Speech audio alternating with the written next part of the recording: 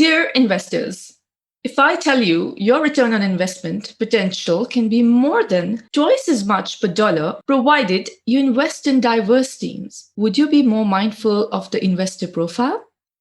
If I tell you supporting women entrepreneurs can boost the economy by $5 trillion, would you be more mindful of your investment bets? Join us in this dialogue where we attempt to bust the myths and put forward a case for embedded win-win in reducing gender investment gap.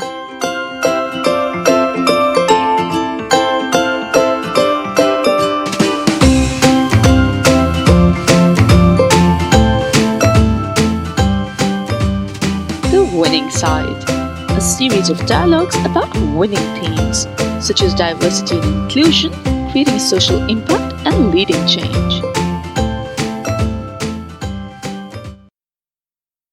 Hello and welcome to the Winning Side Suite. This is your host, Sara Hasan, and today we are going to talk women in business, more focused on gender investment gap. This is a two-part series. The first part would have been released by now.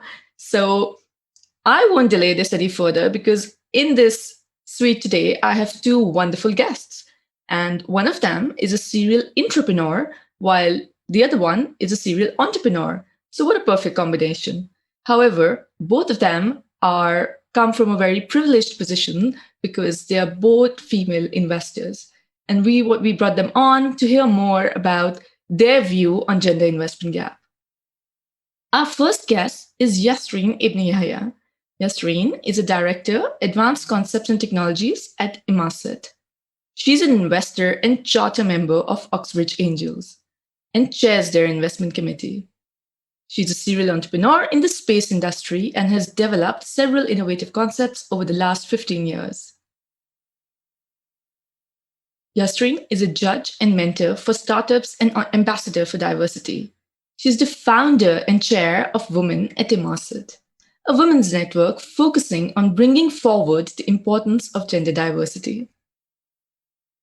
In 2018, she was nominated as the Leader of the Year by WinTech Series Award, and is a dear alumni of University of Cambridge. Welcome on board, Yasrine. Thanks, Sarah. Thank you very much for having me. Absolute pleasure. Our second guest is Jeanette Mason. Janneke was named Harper Bazaar Women of the Year in 2019, Most Prominent Angel Investors in 2018.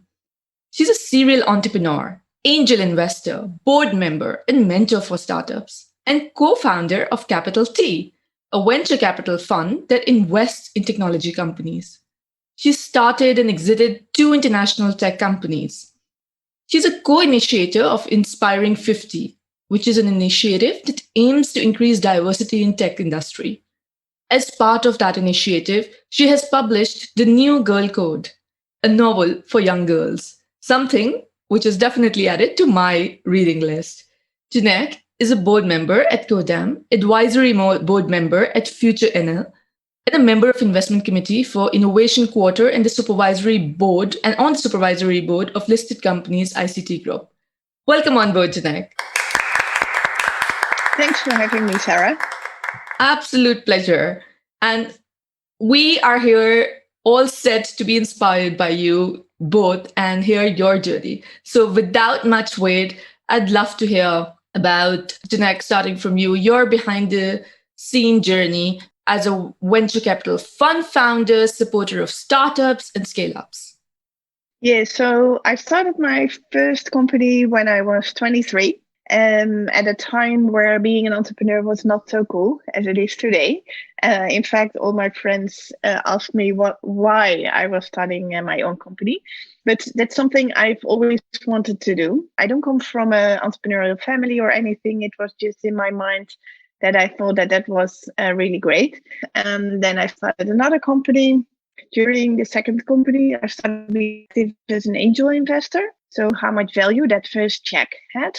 Somebody said, oh, I believe in your plans. I believe in your ideas. and then also put money behind it, that I wanted to give that back.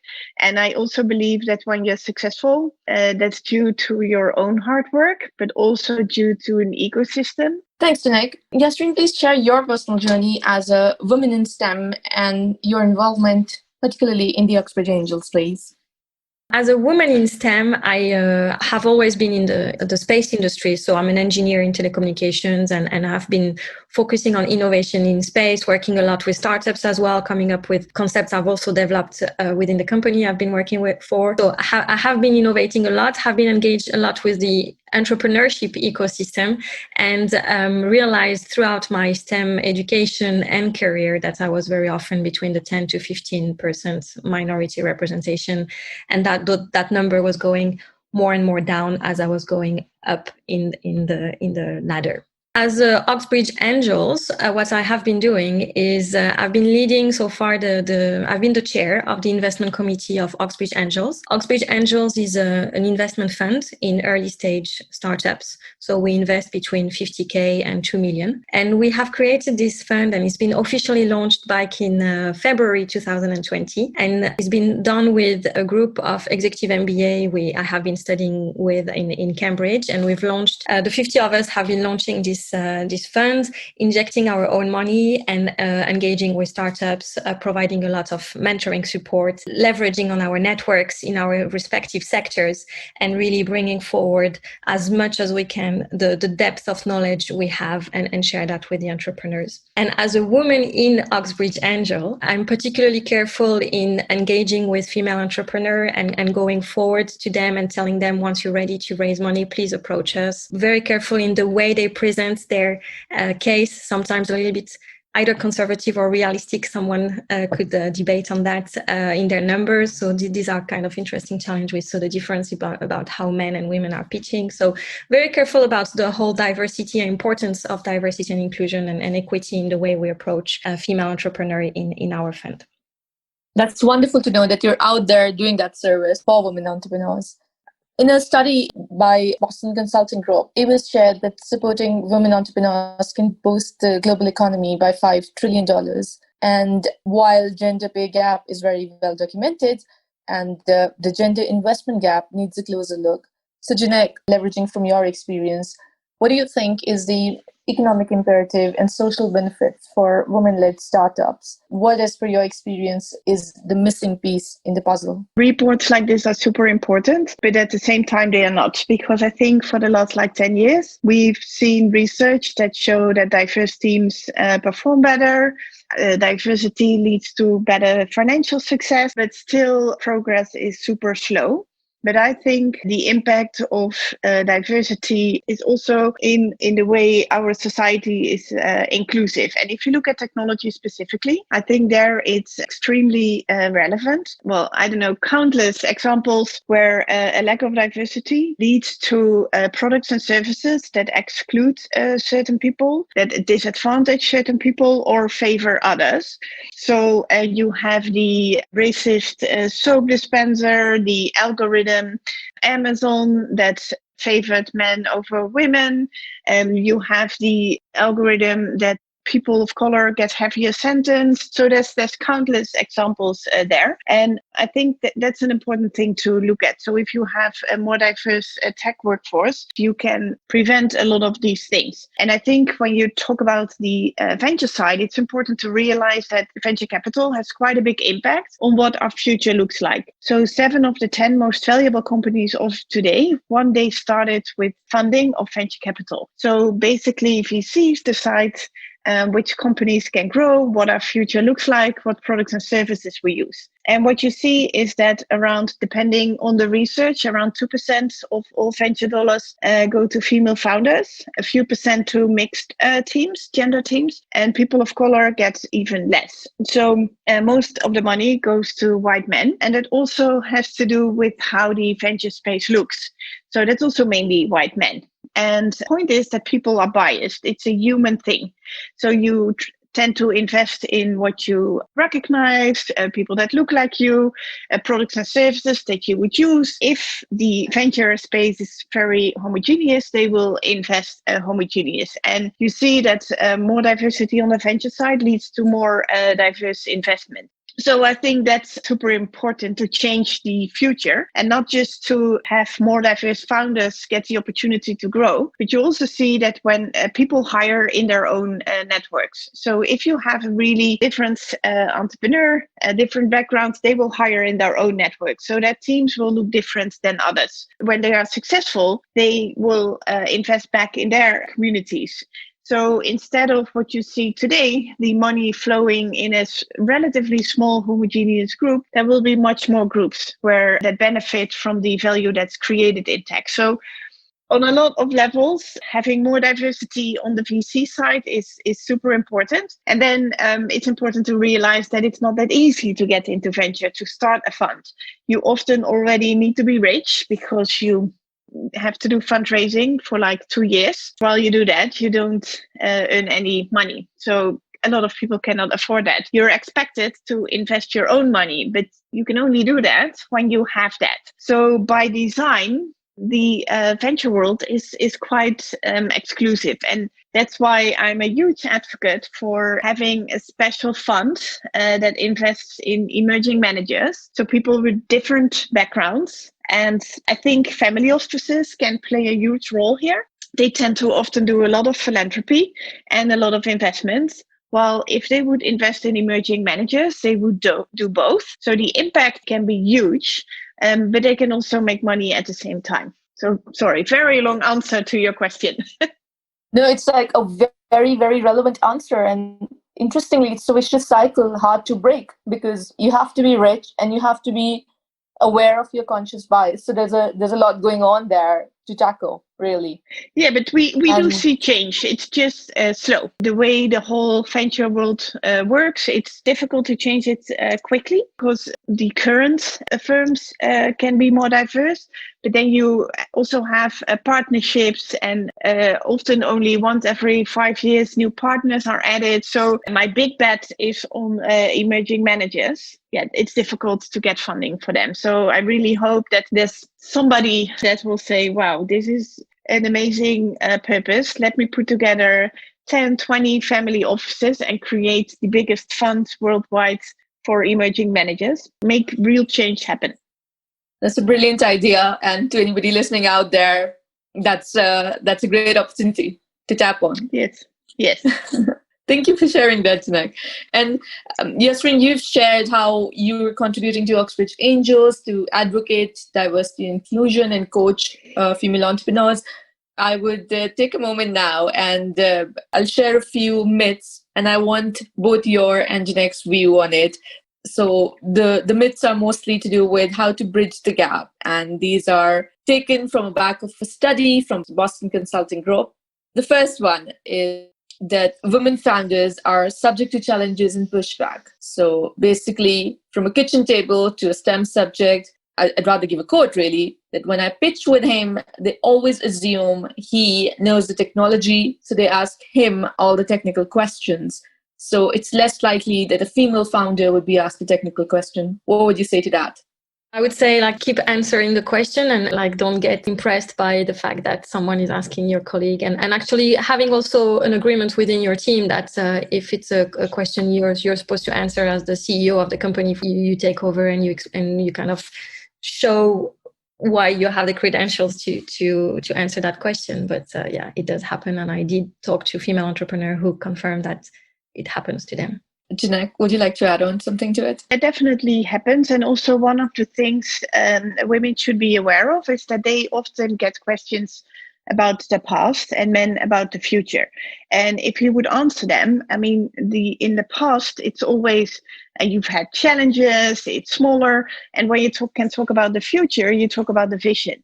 And the best way to handle that is to turn the question around and still talk about the future, because then you can actually show your vision and the outcome will be different. And I think while we wait for structural change, it's important to, as a female founder, to be able to navigate, use them in your advantage. That's some brilliant advice. So basically, keep on pressing and pushing back, and make sure to focus on the vision ahead. The second myth that I'd like to share is handling criticism. I may well be stereotyping here, but the emotional quotient is a different level for male and female entrepreneurs. Most guys will come back at the situation and they'll say, "You're wrong, and here's why." Whereas females are more appropriate for that matter. What would you say to that?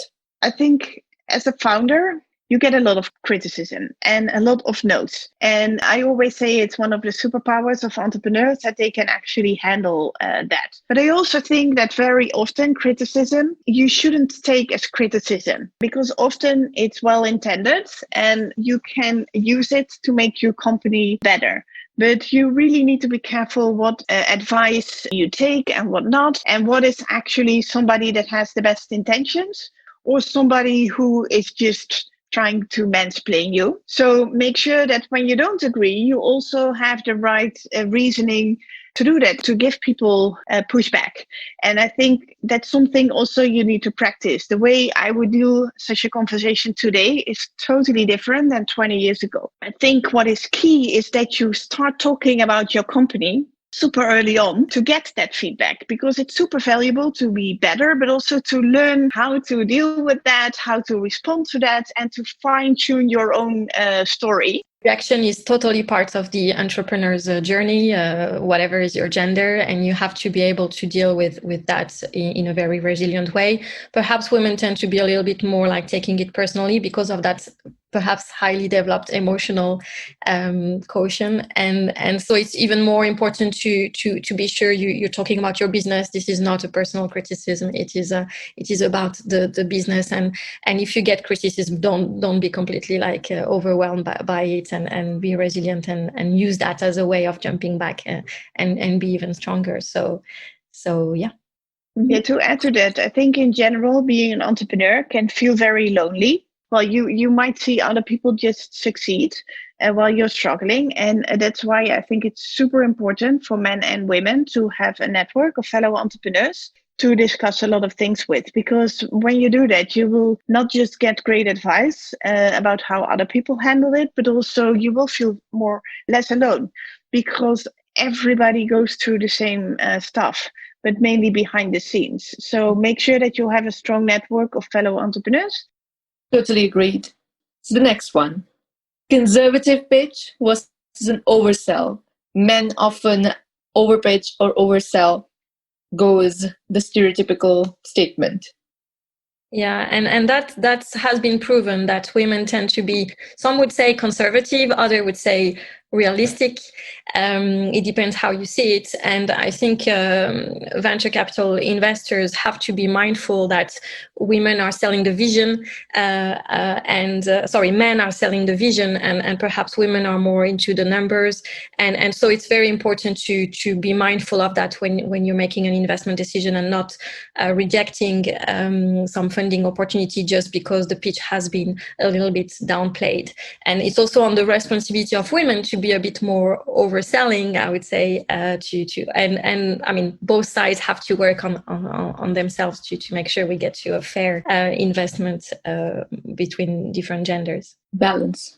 Yeah. Well, and I think it's important to realize that when you pitch with a VC, that VCs also have their business model, and that's to return their fund a few times. And to do that, few companies need to return at least 10 times. So they need the big winners, they need the outliers to be successful. So knowing that, it makes sense to make sure that you sell them that dream and that big vision, so that it makes sense for them to invest in you.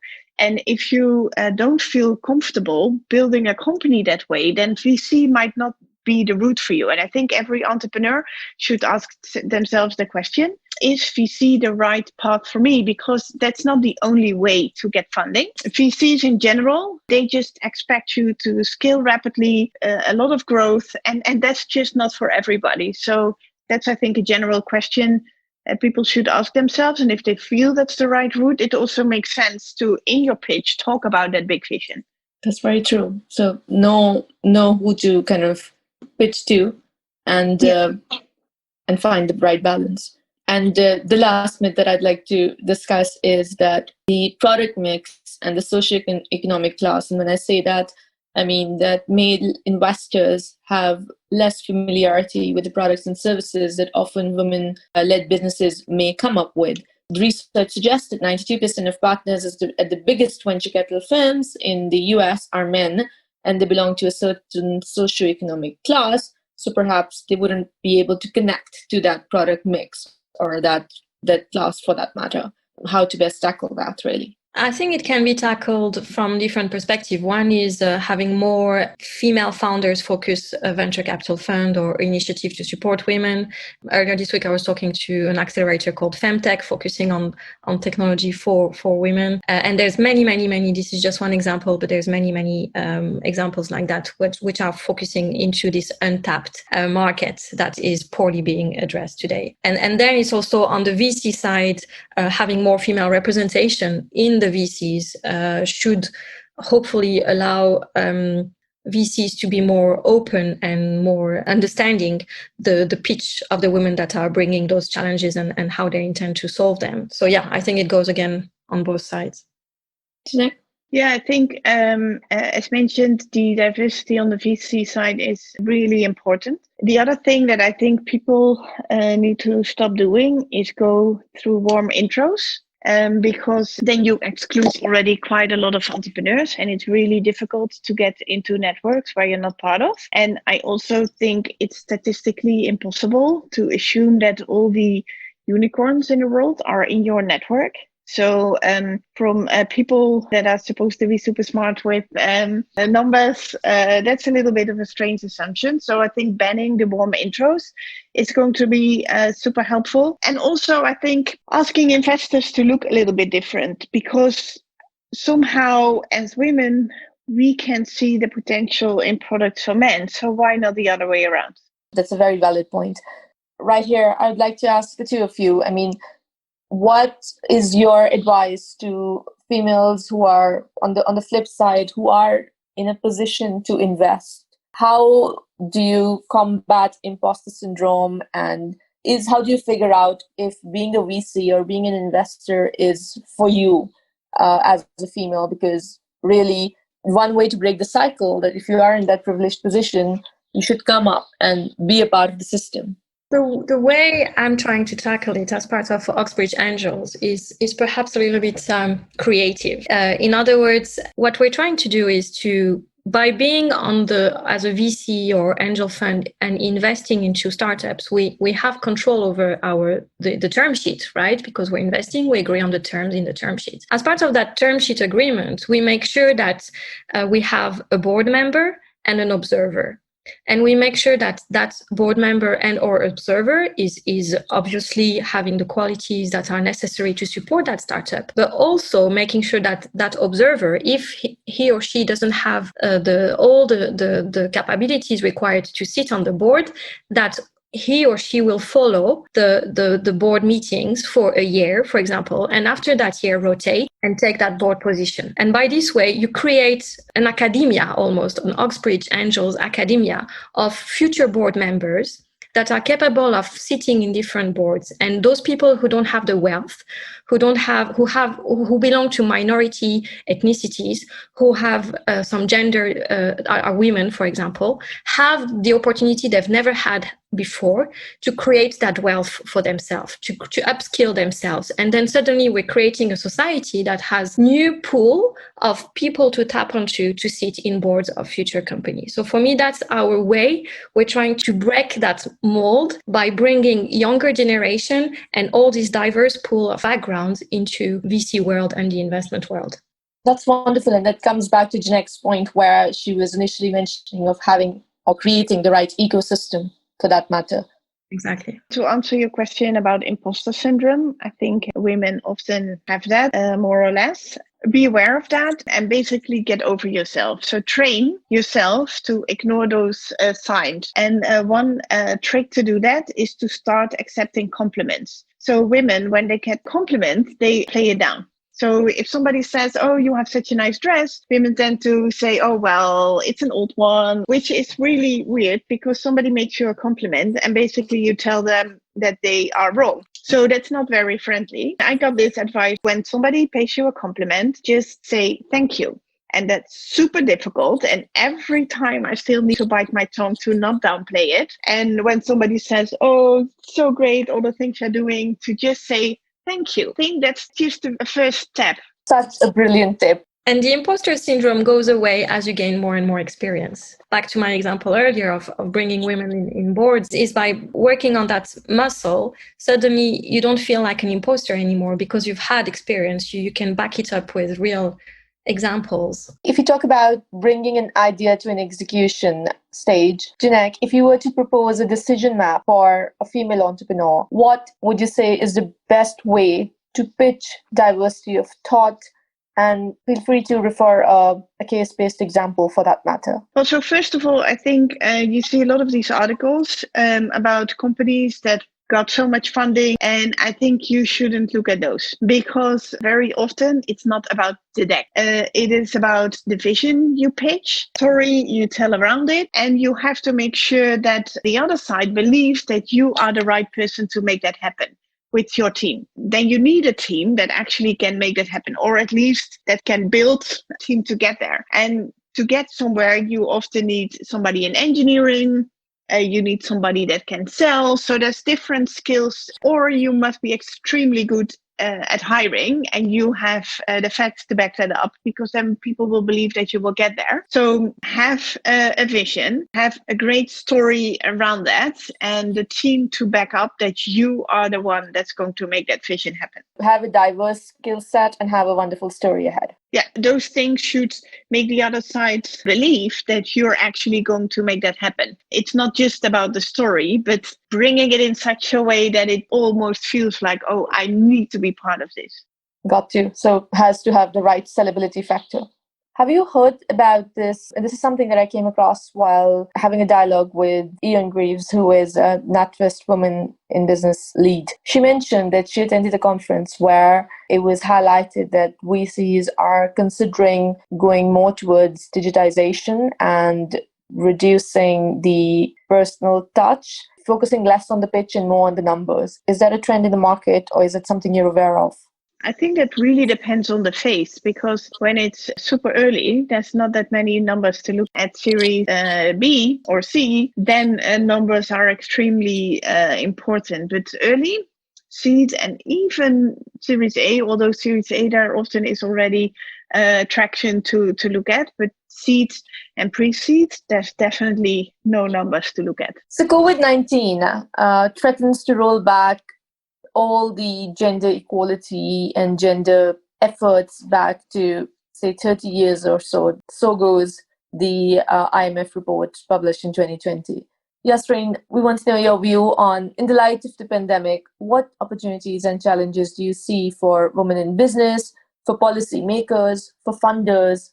It's a very broad question. This crisis is a little bit different from the financial crisis we had in 2007 or 8. Women are the most impacted in this case through COVID-19 because they are the primary caregivers, and the infrastructures that used to be here to support women, schools, all the support system. Now women have to be teachers at home for homeschooling. They have to clean, cook, and at the same time run their business and make these big decisions about furlough, etc. And they're also the community that is the most impacted because they are the community that has been the most laid off because of the nature of the business they're looking after around retail, beauty, etc. COVID has heavily impacted women at a time where we were already in a situation where a woman makes on average 80% of a man's salary, which in a sense means by mid-September she should stop working because the rest of the year she's working for free. And this was before COVID-19, and now the situation is probably even worse. There is an issue there.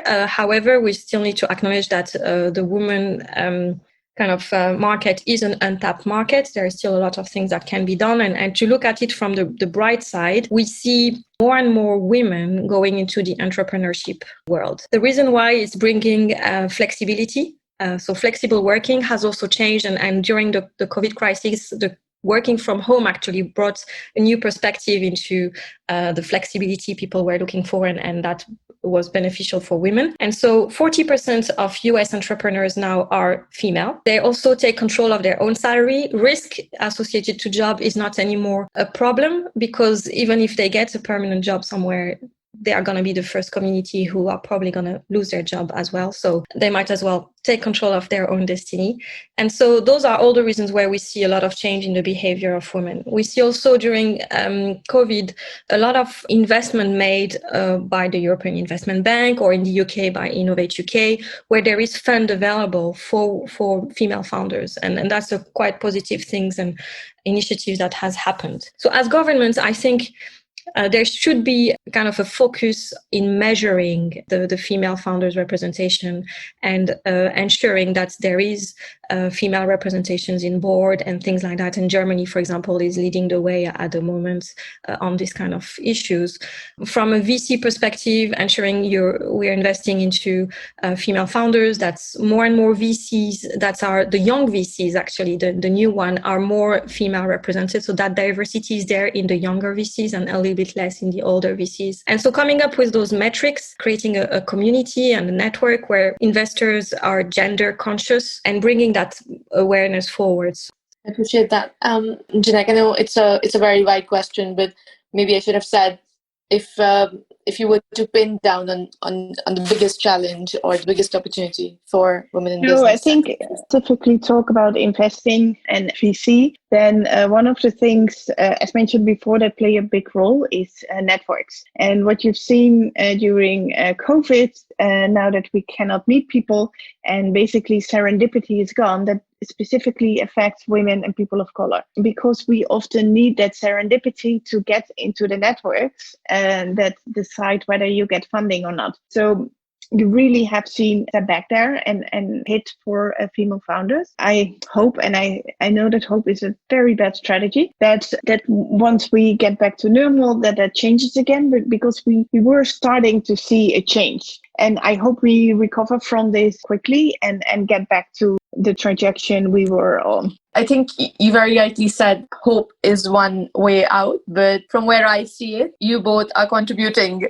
personally, which is a step beyond hope. And that's great. It's great to see female investors come through, because we need them in the ecosystem to bring the change. And the two of you are actually doing that. It was an absolute pleasure to hear your journey and your story. And I hope there's a lot of taking back from there. But as a parting thought, what is your winning mantra? Don't be worried about rejection. Keep on asking and putting yourself out there. Ask for bigger amounts. Share the vision as the kind of the credibility of your numbers. To venture capitalists, I would say you have the power to change the world, honestly. You, as part of a term sheet, can influence with your money, and you invest early stage in startups so you can shape the future of those companies. And so having requirements around diversity of boards, requirements about looking at diverse team as one of your matrix in your decision criteria are also very important parameters. I would say to policymakers as well to make funding available. Particularly women are suffering and people of color are suffering from accessing to capital. And so making that capital available, particularly to that community, is a very important step.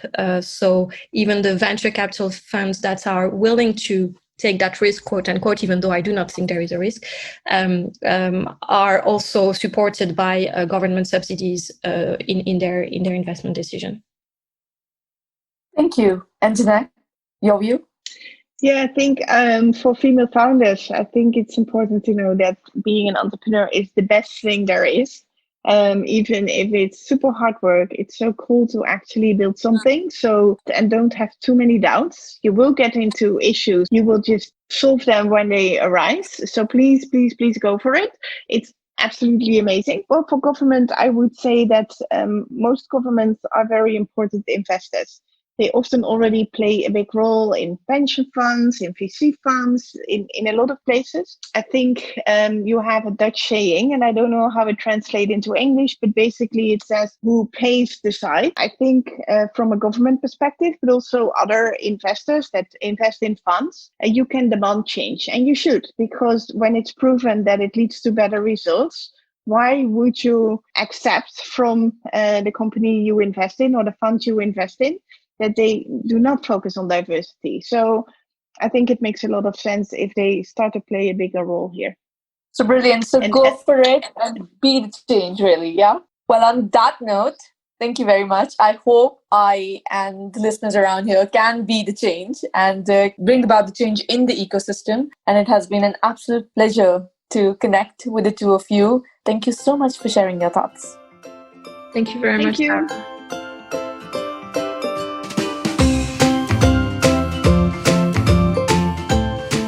It's time to design, create, and build an inclusive club. If you enjoyed this dialogue, please do share this podcast episode as a care gift with your friends, family, and wider network. Do leave us a feedback in the comments section below and follow us on Instagram at the Winning Side Podcast. Till then, ciao ciao!